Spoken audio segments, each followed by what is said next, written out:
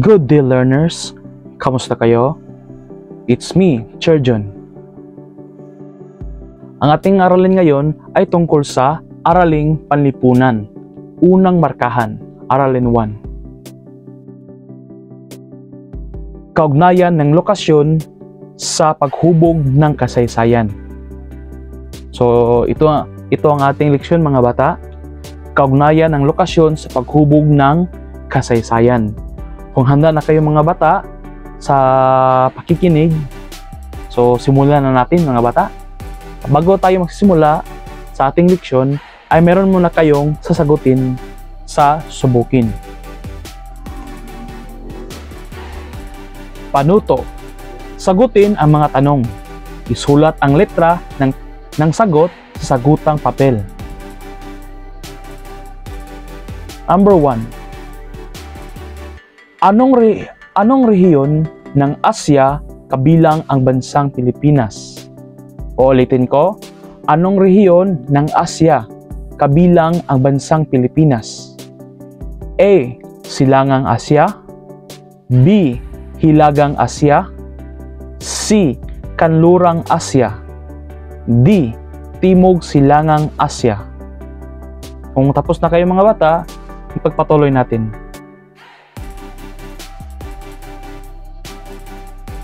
Number 2.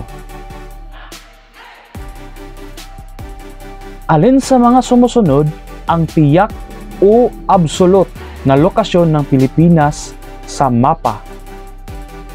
A.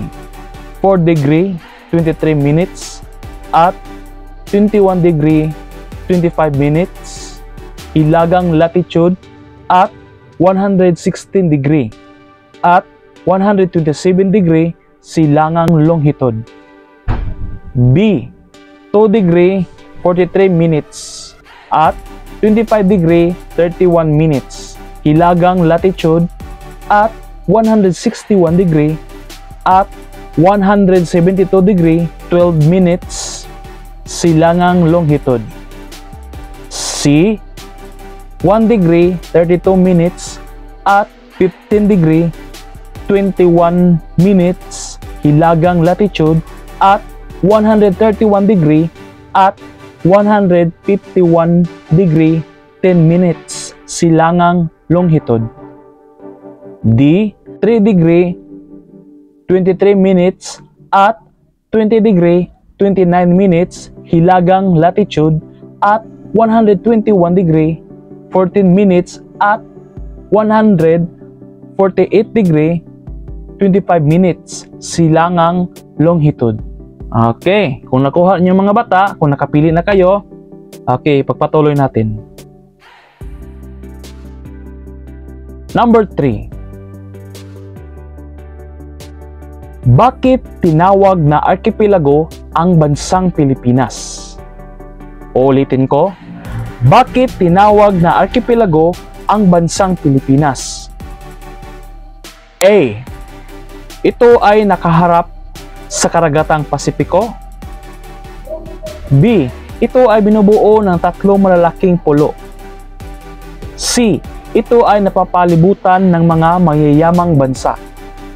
D. Ito ay binubuo ng maliliit at malalaking kapuluan na napapalibutan ng tubig o dagat. Okay, kung nakapili na kayo mga bata, ipagpatuloy na natin. Number 4. Anong karagatan ang matatagpuan sa silangan ng Pilipinas? Ulitin ko, anong karagatan ang matatagpuan sa silangan ng Pilipinas? A. Karagatang Indian. B. Karagatang Atlantiko. C. Karagatang Pasipiko. D. Karagatang Arktiko. Okay, kung nakapili na kayo mga bata, maaari na nating ipagpatuloy. Number 5. Ang mga sumusunod ay mga bansang nakipagkalakalan sa bansa maliban sa isa. Alin dito? A. India, B. Indonesia, C. Saudi Arabia, D. China. Okay, kung nakapili na kayo mga bata, maaari na nating ipagpatuloy.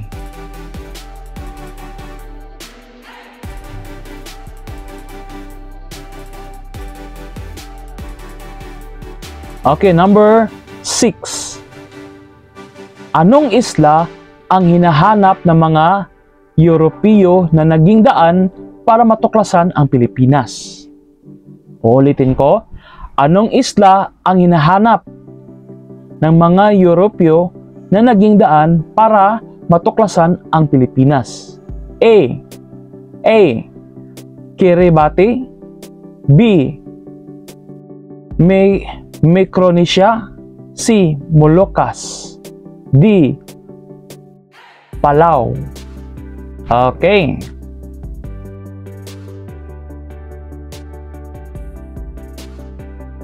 Number 7. Mga istrukturang itinayo ng mga Amerikano para gawing sanayan ng mga sundalo at imbakan o arsenal ng mga kagamitang pandigma nila. Okay, ulitin ko number 7. Number 7. Mga istrukturang itinayo ng mga Amerikano para gawing sanayan ng mga sundalo at imbakan o arsenal ng mga kagamitang pandigma nila. A. Base military, B. Opisina, C. Paaralan, D. Palaruan. Okay, pagpatuloy natin. Number 8. Bilang isang bansang nasakop ng Espanya, ano ang naging pinakamalaking pamana ang kanilang iniwan sa Pilipinas? Okay, ulitin ko sa number 8. Bilang isang bansang nasakop ng Espanya, ano ang naging pinakamalaking pamana ang kanilang iniwan sa Pilipinas?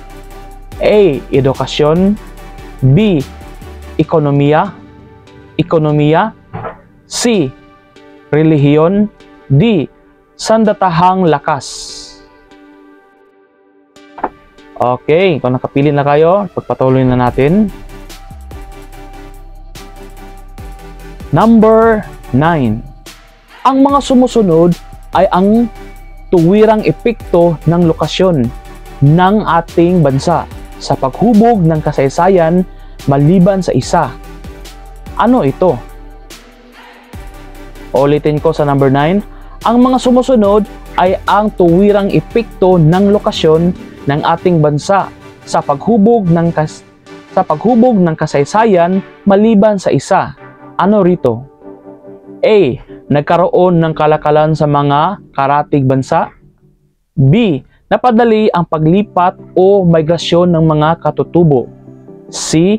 Naging kalaban ng Pilipinas ang lahat na mga karatig bansa nito. D.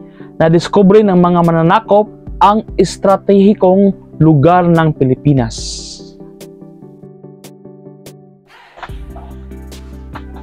Okay. Pagpatuloy natin mga bata. Number 10. Bakit mahalagang pag-aralan ang heograpiya o lokasyon ng isang bansa? A. Para maging sikat ang isang bansa. B. Para malaman kung ilan ang nanirahan sa bansa. B. Para malaman kung ilan ang naninirahan sa bansa. C. Para makilala kung sino-sino ang mga kilalang tao sa bansa. D. Para maunawaan kung paano nahubog ang iba't ibang aspeto ng kultura, ekonomiya, pamahalaan at relihiyon ng isang bansa. Okay. Ipagpatuloy natin mga bata. Okay mga bata, kung tapos na nasagutan ang subukin, ay dito na tayo sa Aralin 1. Kaugnayan ng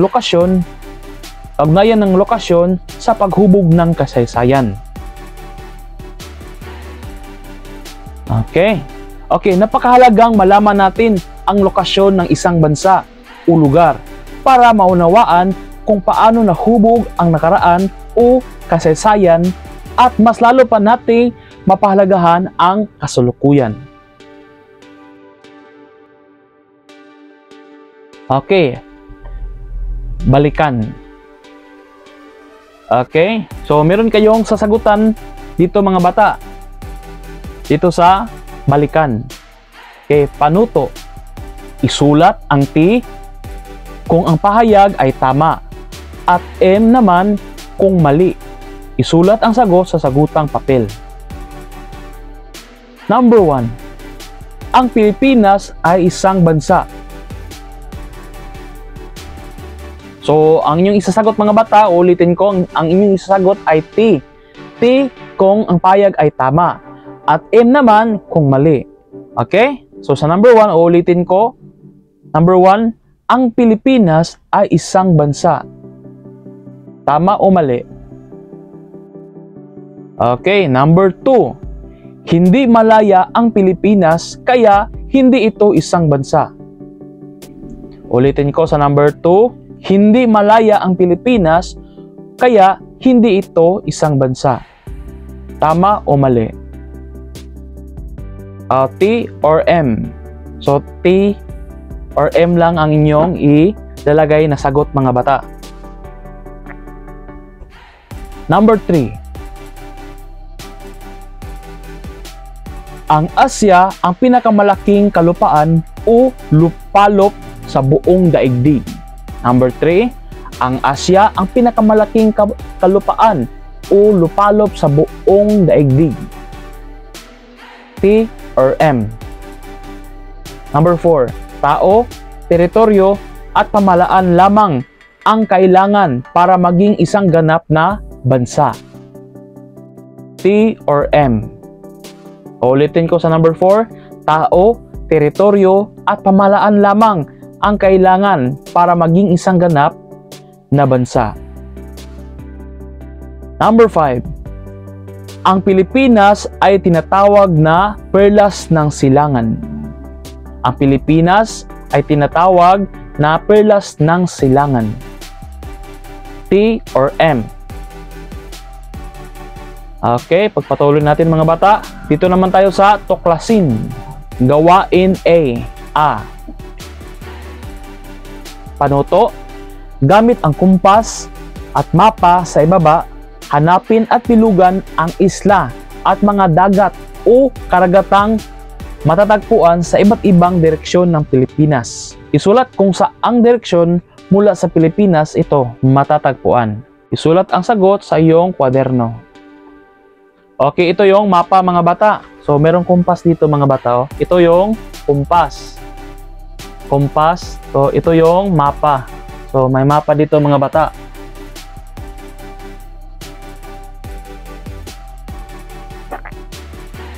So, meron tayong legend mga bata. Legend. So, ang ibig sabihin ng H mga bata, hilaga. So, ito yung makikita natin sa kumpas mga bata. Yung H niya. So, ang ibig sabihin ng H, hilaga. Pag T naman, timog. H, S, hilagang silangan.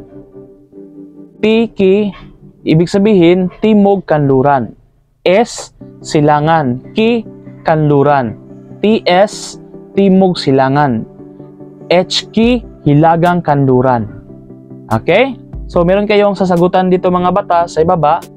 Ito, may column dito. So, isla or dagat o karagatan. Halimbawa, Taiwan. So, anong direksyon siya mga bata? Anong direksyon mula sa Pilipinas? So, yung Taiwan mga bata ay nasa hilaga. Okay? Halimbawa, no? Taiwan ay nasa hilaga. So, ang direksyon ng Taiwan mula sa Pilipinas ay hilaga. So, balikan natin yung mapa mga bata. So, ito yung mapa mga bata. So, ito yung mapa. Tapos, hanapin natin ang Taiwan dito. So, yung Taiwan ay nasa itaas ng Pilipinas. Dito, mga bata. So, ito yung Taiwan mga bata. So, yung direksyon mula sa Pilipinas ay each or hilaga. So, nasa hilaga yung Taiwan mga bata. Yung direksyon niya. Nasa hilaga. Each. Okay? Okay, number 1, dagat Pilipinas o Philippine Sea. So, hahanapin nyo mga bata sa mapa, yung dagat Pilipinas o Philippine Sea. Tapos, tingnan niyo kung anong direksyon mula sa Pilipinas ang Philippine Sea. So, nasa silangan ba ito? Nasa timog ba ito? Nasa hilaga ba ito? O sa kanluran ba ito? So, hahanapin ninyo gamit ang kumpas. So, meron tayong kumpas. So, meron siyang nakalagay doon na H, ibig sabihin, hilaga. At meron namang T, timog. Meron namang S, silangan. Meron namang K, kanluran. So, hanapin mo doon kung anong direction siya mula sa Pilipinas. Yung Philippine Sea. Yung Philippine Sea. Okay, number 2. So, kipot ng Luzon o Luzon Strait. 3. Dagat Silibis o Silibis Sea. Number 4, Dagat Timog China o South China Sea. And number 5, Moluccas. So, yun lang ang gagawin niyo mga bata, no? Hahanapin niyo doon sa mapa, dito sa mapa mga bata. So, hahanapin niyo dito sa mapa at tignan yung kumpas kung saan o anong direksyon yung mga sinasabi ng mga bata, yung Philippine Sea, saan yun siya, anong direksyon siya mula sa Pilipinas. Okay? Dito lang kayo maghanap sa mapa mga bata. Okay, pagpatuloy na natin mga bata. Okay, gawain B.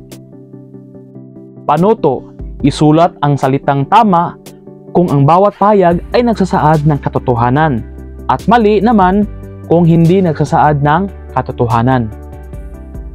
Tama o mali lang yung isasagot mga bata. Tama o mali. Okay, number 1. Dahil sa estratehikong lokasyon ng Pilipinas, malaki ang naitulong nito sa paghubog ng kasaysayan ng Pilipinas, maging ng buong mundo. Tama o mali?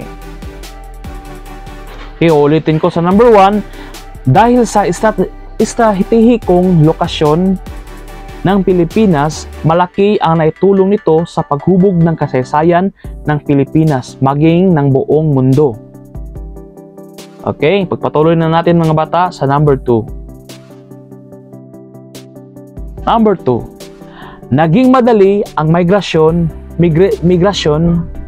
ng mga katutubo dahil malapit lang ang Pilipinas sa kalupaang Asya. Ulitin ko sa number 2, naging madali ang migrasyon ng mga katutubo dahil malapit lang ang Pilipinas sa kalupaang Asya. Number 3, dahil sa Spice Island o Moluccas na hinahanap ng mga Europeo, natuklasan nila ang ating bansa.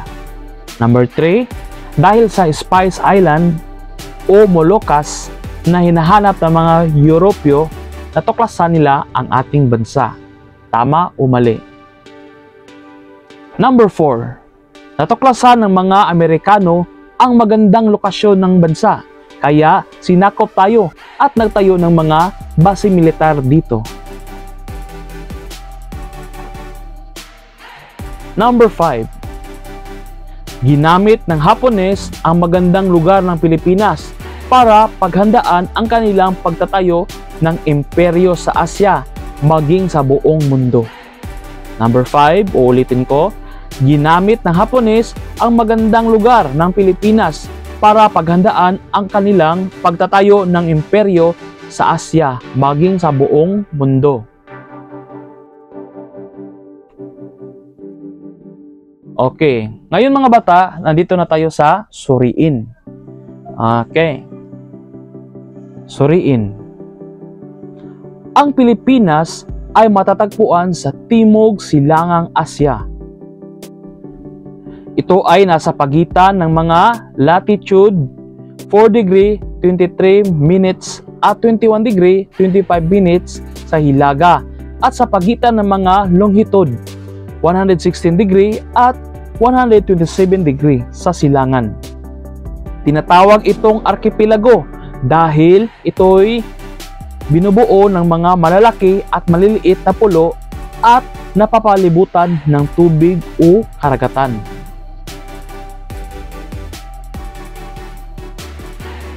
Makikita sa silangang bahagi ang Philippine Sea at karagatang Pasipiko. Dagat Celebes sa timog, timog dagat China o tinatawag ding kanlurang dagat ng Pilipinas sa kanluran at ang Bashi Channel sa kipot ng Luzon sa hilaga.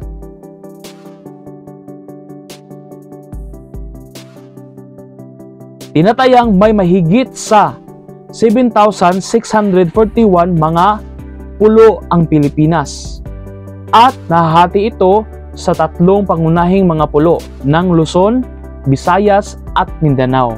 So meron tayong 7,641 mga pulo ang Pilipinas. Okay?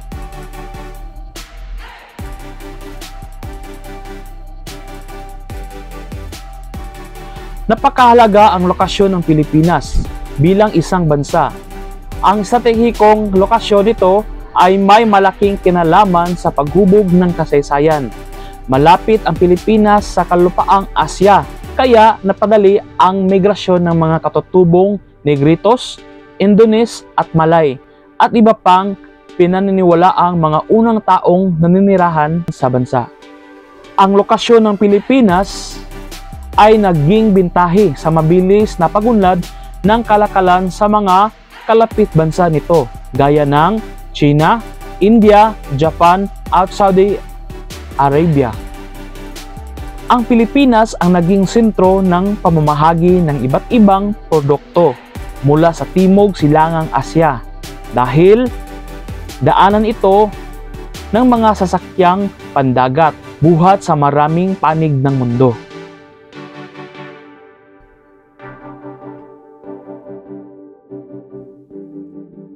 Bunga nito, umunlad din ang ekonomiya ng bansa, pati na rin ang kultura nito. Malapit ang Pilipinas sa islang tinatawag na Spice Islands o Moluccas na hinahanap ng mga Europeo para kumuha ng mga rekado o pampalasa. Ito ay nagbigay daan sa pagdating ng mga Espanyol sa bansa.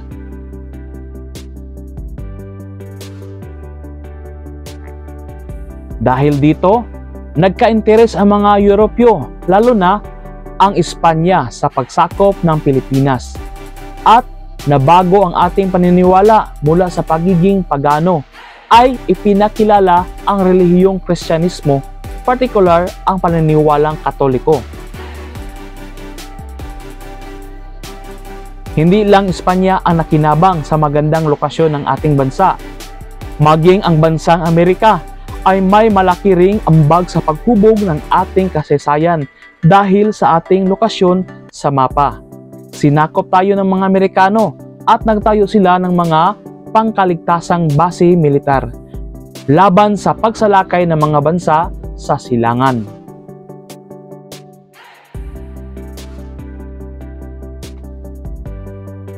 Ginamit ng mga Amerikano ang mga base militar bilang arsenal o imbakan ng mga kagamitang pandigma at dito rin ay nagsasanay sila.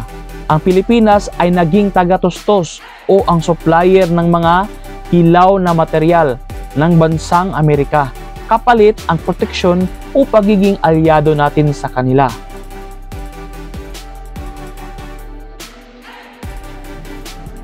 Naging malaki rin ang impluwensya ng lokasyon ng Pilipinas noong panahon ng mga Hapones.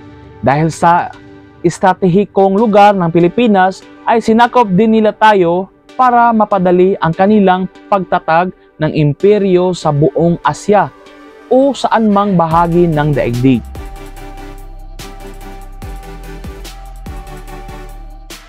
Ang estratehikong lokasyon ng Pilipinas ay naging batayan para maging sentro ng komunikasyon at transportasyon at mga gawaing pangkabuhayan ang Pilipinas. May mga barko at eroplano ang tumitigil muna sa Pilipinas bago magpatuloy sa paglalakbay sa iba't ibang bansa sa Asya maging sa Australia.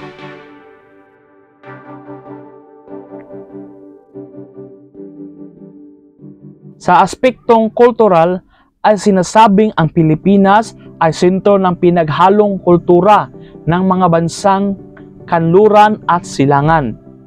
Nakasalamuha ng ating mga ninuno ang iba't ibang bansa sa Asya at ibang mga kontinente. Dala ang mayamang kaugalian, industriya, edukasyon at iba pa.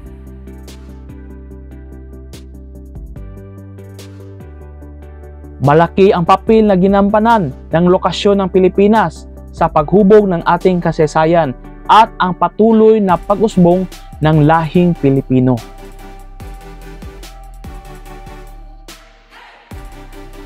Okay, dito na tayo sa pagyamanin. Panuto, maglaro ng loop a word. Bilugan sa loob ng kahon ang salitang tinutukoy sa bawat bilang. Isulat ang iyong sagot sa kwaderno. Okay, ito yung merong kahon dito mga bata at may mga letter ito mga bata. So, hahanap kayo dito ng mga salita at pagkatapos ay bilugan ninyo. Okay?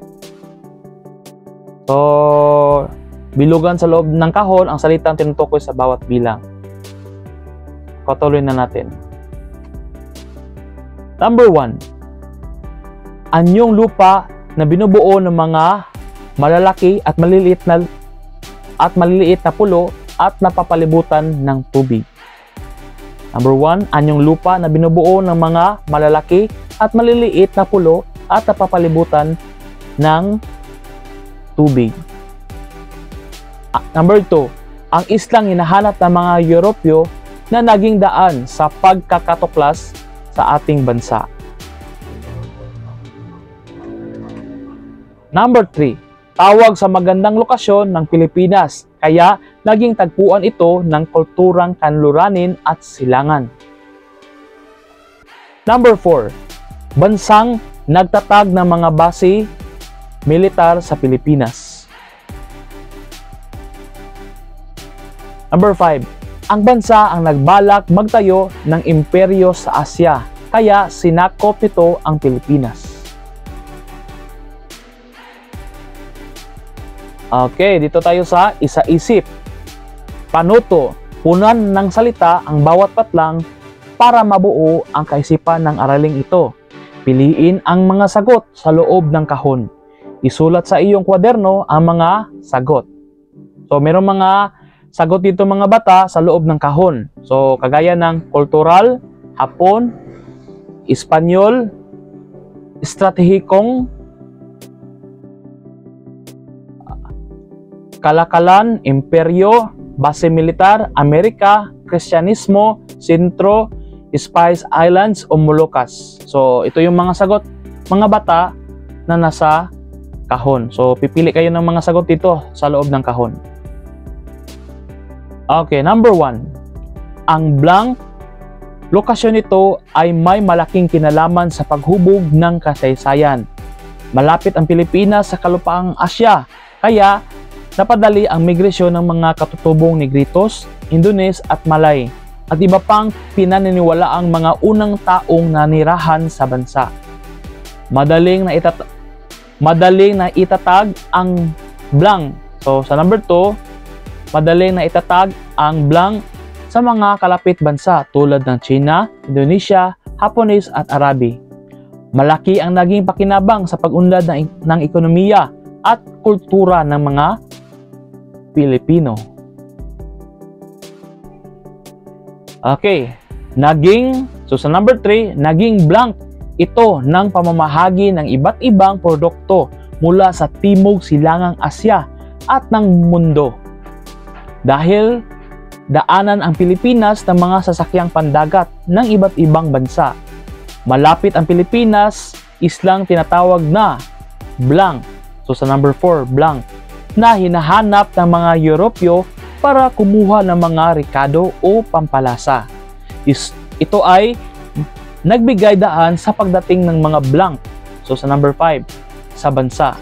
Dahil dito, nagka-interes ang mga Europyo, lalo na ang Espanya, sa pagsakop ng Pilipinas at nabago ang ating paniniwala mula sa pagiging pagano. Ay ipinakilala ang relihiyong blank. So sa number 6, particular ang paniniwalang Katoliko.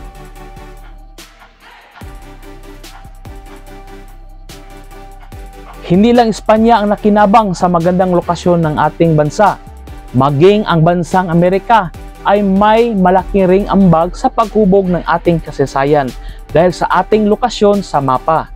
Sinakop tayo ng, so sa number 7, at nagtayo sila ng mga pangkaligtasang base militar laban sa pagsalakay ng mga bansa sa silangan.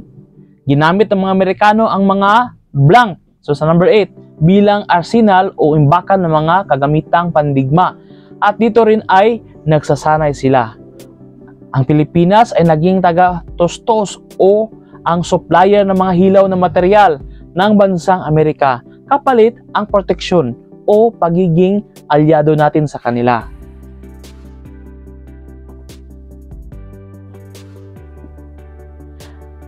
Naging malaki rin ang impluensya ng lokasyon ng Pilipinas noong panahon ng mga Hapones. Dahil sa estratehikong lugar ng Pilipinas ay sinakop din nila tayo para mapadali ang kanilang pagtatag ng blank. So sa number 9, sa buong Asya o saan mang parte ng lupalop sa daigdig. Ang estratehikong lokasyon ng Pilipinas ay naging batayan para maging sentro ng komunikasyon at transportasyon at mga gawaing pangkabuhayan ang Pilipinas. May mga barko at eroplano ang tumitigil mula sa Pilipinas bago magpatuloy sa paglalakbay sa iba't ibang bansa sa Asya, maging sa Australia.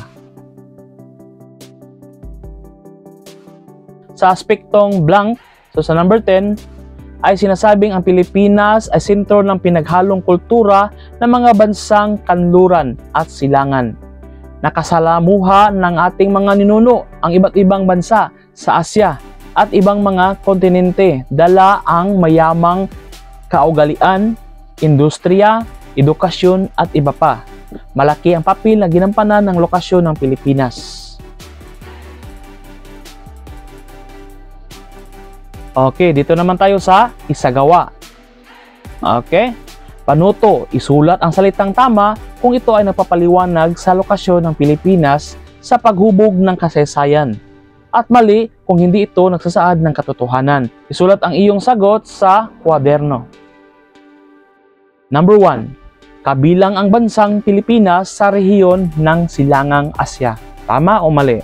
Number 2. Nasa 4 degree 23 minutes at 21 degree 25 minutes hilagang latitude at 116 degree at 127 degree silangang ang tiyak o absolute na lokasyon ng Pilipinas sa mapa. Tama o mali? Number 3. Tinatawag na archipelago ang Pilipinas dahil ito ay binubuo ng maliliit at malalaking kapuluan na napapalibutan ng kabundukan. Tama o mali? Number 4. Maraming mga karatig bansa ang nakipagkalakalan sa Pilipinas noong unang panahon. Tama o mali? Number 5. Ang islang Spice Islands o Moluccas ang hinahanap ng mga Europyo na naging daan para matuklasan ang Pilipinas. Okay, dito na tayo sa panghuli mga bata sa tayahin. Okay, gawain A. Panuto, sanhi at bunga. Pagparisin ang mga magkakaugnay na mga pahayag para maipaliwanag kung paano ang lokasyon ng bansa ay may kinalaman sa paghubog ng ating kasaysayan. Isulat ang titik ng tamang sagot sa iyong kwaderno. So, meron dito sa left side mga bata, sa kaliwa, meron ditong sanhi. At hahanapin yung sagot niya doon sa right side. Doon sa kanan. So, doon sa kanan, mga bata, dito sa kanan ay yung bunga niya. So, ito yung sanhi. Sanhi, mga bata, dahilan. So, hanapin nyo ang sagot doon sa bunga. Mga bata, doon sa right side. Dito, mga bata. Ito sa kanan. So, sa number 1, estratehikong lokasyon ng Pilipinas. So, sa bunga, so A, naging malaya ang Pilipinas sa mga dayuhan. So, number 2, paghahanap ng isla ng Moluccas. So, sa bunga, letter B, naging sentro at tagpuan ang Pilipinas ng kultura, ekonomiya at iba pa ng mga bansang kanluranin. Number 3, pananakop ng mga Espanyol. Number 4, pananakop ng mga Amerikano. Number 5, pananakop ng mga Hapones. So, dito tayo sa kanan, mga bata, sa right side. So, sa bunga, so ito yon. Letter C, napalitan ang paniniwalang pagano patungong Kristiyano o Katoliko. D, nagtatag ng mga base militar at naging supplier ang Pilipinas ng mga hilaw na material. E, pinaghahandaan nila ang pagtatag ng imperyo sa Asya at sa buong mundo. F, na-discovery ang Pilipinas ng mga Europyo. So dito kayo hahanap ng mga sagot, mga bata, dito sa right side o dito sa kanan, mga bata. So ito yung mga bunga niya. So dito kayo maghahanap ng sagot. Okay? Dito naman tayo sa gawain B, panuto. Lagyan ng check kung ito ay nagpapaliwanag sa lokasyon ng Pilipinas at paghubog ng ating kasaysayan ang pahayag. At X kung hindi. Isulat ang sagot sa iyong kwaderno. So lagyan ng check, mga bata, kung ito ay nagpapaliwanag sa lokasyon ng Pilipinas at paghubog ng ating kasaysayan ang pahayag. At X naman kung hindi. So isulat ang sagot sa iyong kwaderno. Number 1, nagtayo ng mga estrukturang base militar ang mga Amerikano para gawing sanayan ng mga sundalo at imbakan o arsenal ng mga kagamitang pandigma nila. Number 2, ang edukasyon ang naging pinakamalaking pamana ng Espanya sa Pilipinas. Number 3, bukod sa kultura, naging sentro din ang Pilipinas sa komunikasyon, transportasyon at kalakalan sa Asya. Number 4, naging kalaban ng Pilipinas ang lahat na mga karatig bansa nito dahil sa estratehikong lokasyon nito sa Asya. Number 5, mahalagang pag-aralan ang heograpiya o lokasyon ng isang bansa para maunawaan kung paano nahubog ang iba't ibang aspeto ng kultura, ekonomiya at pamahalaan. Okay, thank you for watching. So hanggang doon lang, mga bata, ang ating aralin, no? Maraming salamat sa panonood ng aking video.